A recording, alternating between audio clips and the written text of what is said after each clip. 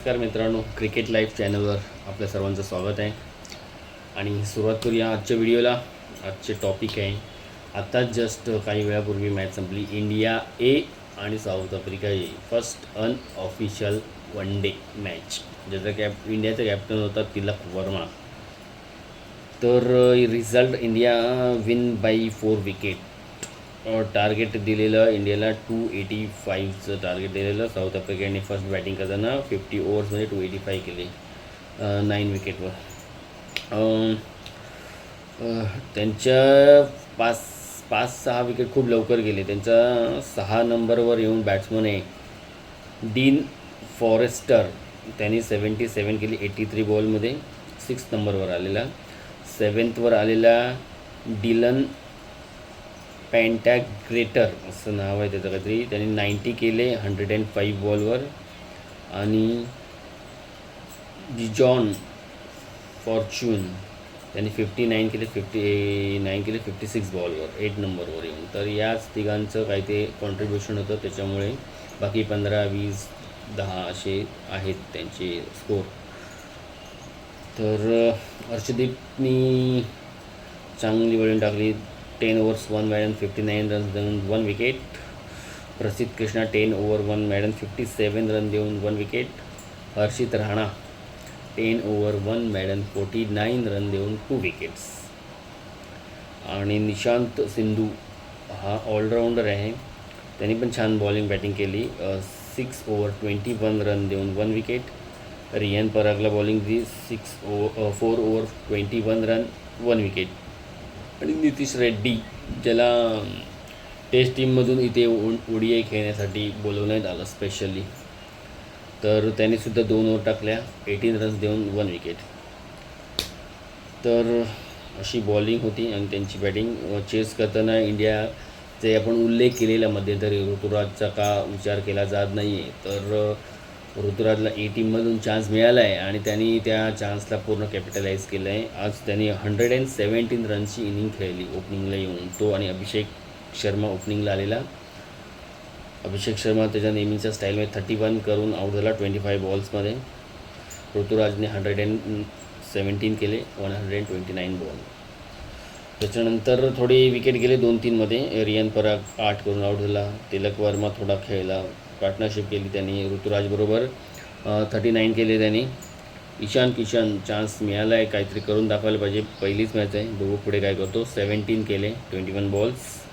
Nitish Reddy good all around performance, 37 केले 26 ball. आणि निशांत सिंधू हा कोण आहे ह्याला बघायला पाहिजे.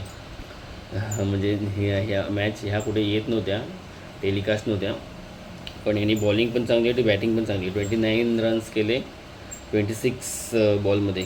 आणि शेवटी हर्षित राणा आला 6 रन्स, 1 6 मारला 2 बॉलात आणि इंडिया विन.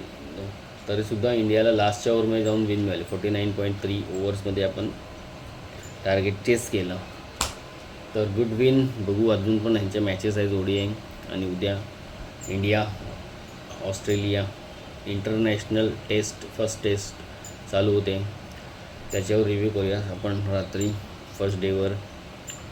बघू कसं काय. तर चान्स इंडियामध्ये असल्यामुळे वाटतं इंडियाच या टेस्टला हे करेल, डॉमिनेट करेल. तर आणखीन एक टेस्ट मॅच चालू आहे, आयर्लंड बांगलादेशमध्ये गेले. काल आपण थोडी याच्यावर चर्चा केलेली.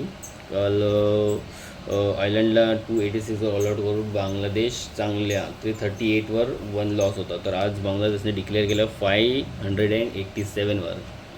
त्यांचे जे ओव्हरनाईट बॅट्समन ते जो ओपनर होता मेहमूदुल, तो काहीतरी 2 रन करूनच आऊट झाला 171वर. आणि जो दुसरा नॉमिमुल होता 1 डाऊन, त्याने देखील 2च रन केले. काल 80वर होता, आज 82वर आऊट झाला. त्यानंतर त्यांचं कॅप्टन आला शंतो, त्यांनी चांगली इनिंग्स खेळली, 100 करून तो आऊट झाला. आणि लिटन दास फास्ट खेळलेले लोक, त्यांनी पण 60 केले आणि 8 विकेट्स गेले, डिक्लेअर केलं त्यांनी. आणि आता सेकंड इनिंगला आयर्लंडचे 86वर 5 विकेट गेलेत. म्हणजे ही मॅच उद्या संपेल. बांगलादेश इनिंग्स आणि किती रनांनी जिंकतो ते बघूया उद्या. याच्या व्यतिरिक्त उद्या इंडिया साऊथ आफ्रिकेची टेस्ट मॅच चालू होते, पाकिस्तान श्रीलंकेची सेकंड ODI. पण याच्यामध्ये एक ट्विस्ट म्हणजे काय, एक टर्निंग पॉईंटच झालं आहे.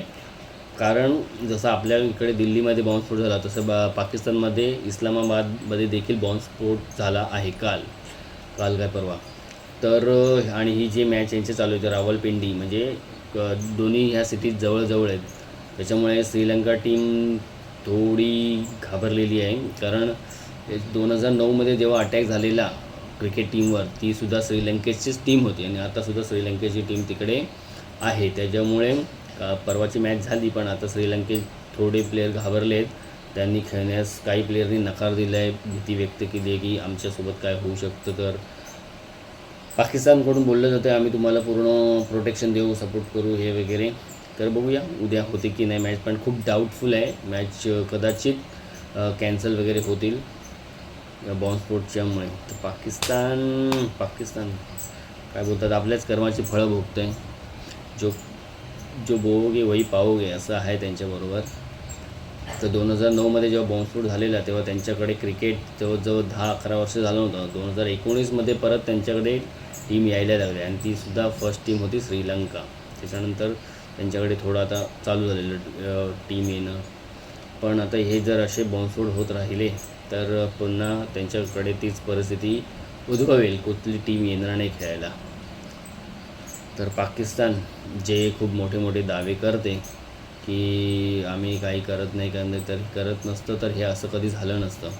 आणि ते स्वतः पण भोगतात आणि त्याचे परिणाम त्यांचे शेजारी देश आपण असल्यामुळे आपल्याला पण भोगायला लागते. आता दिल्लीमध्ये जो बॉम्बस्फोट झाला ते पण त्यांच्या तिकडचीच एक दहशतवादी संघटना आहे, ज्यांनी जे डॉक्टर आहेत इंडियामधली उमर वगैरे, त्यांना ट्रेनिंग देऊन वगैरे या जे काय त्या लोकांनी कालचं ते कांड केलं त्याच्यामध्ये त्यांचाच हात आहे असं सध्या तरी दिसतं आहे. न्यूजमध्ये तसंच सांगण्यात येतं आहे. बघू, पूर्ण त्याच्यावर स्पष्टीकरण येईलच काही दिवसात.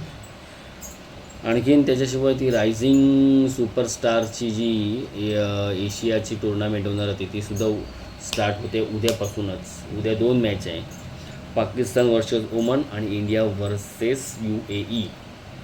त्याच्यामुळे जो वैभव सूर्यवंशी वगैरे आहे, तर बघूया तिकडे पण आपण लक्ष ठेवून राहूया काय प्रगती होते इंडियाची वगैरे, कसं काय प्लेयर खेळतात आहे बघू. सूर्यवंशीला बघण्याची खूप उत्सुकता आहे सर्वांनाच. तर हे सध्याचं अपडेट आहे. तर बघू उद्या इंडियाला आणि साऊथ आफ्रिकेची काय फर्स्ट डेची कंडिशन असणार त्याच्यावर आपण चर्चा करू.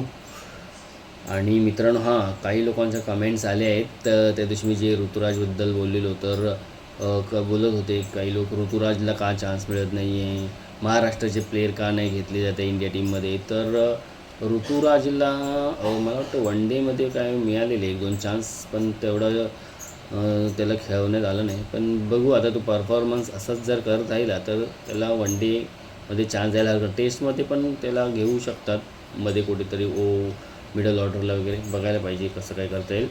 आणि महाराष्ट्राचं बघायला गेलं तर मुंबई पण महाराष्ट्रातच येते. तर मुंबईचे प्लेयर आहेत, रोहित शर्मा खेळतो अजून, यशस्वी जयस्वाल, सूर्यकुमार यादव हे मुंबईचेच प्लेयर आहेत. त्याच्यामुळे असं नाही आहे की महाराष्ट्राचे प्लेयर यांना घेत नाही वगैरे. जो प्लेयर परफॉर्मन्स देणार त्यांचा नक्कीच विचार केला जाणार आणि निवड होईल. परफॉर्मन्स असा पाहिजे, कन्सिस्टन्सी पाहिजे की ते तुम्हाला टीममध्ये घेण्यासाठी मजबूरच झाले पाहिजे. तर येईल ऋतुराज पण चांगला असंच खेळत राहिलं तर. आज चांगली इनिंग खेळलं आहे. तर मित्रांनो, असेच तुमचे काय जे कमेंट्स असतील त्या कमेंट बॉक्समध्ये टाका, म्हणजे ज्याच्यावर मी रिप्लाय करीन. आणि असे कमेंट्स आले तर मला नक्कीच आवडेल त्याला उत्तर करायला. आणि याचा अर्थ असा आहे की तुम्ही बघताय, नुसतं बघत नाही तर बघून त्याच्यावर आपली प्रतिक्रिया देत आहे. तर अशी प्रतिक्रिया द्या. तर पुन्हा भेटूया उद्या. तर तुर्तास थँक्स आणि बाय.